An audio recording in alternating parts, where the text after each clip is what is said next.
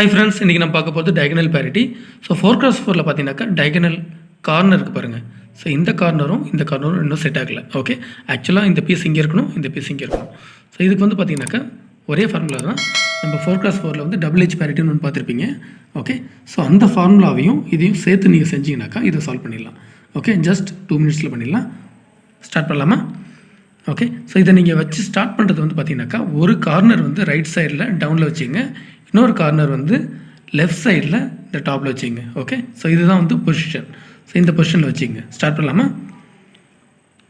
R R2 U2 R2 W2 R2 W2 U2.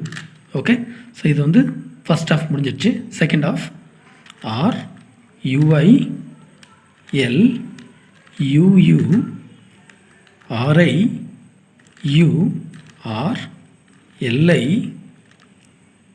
UI L UU RI U LI U.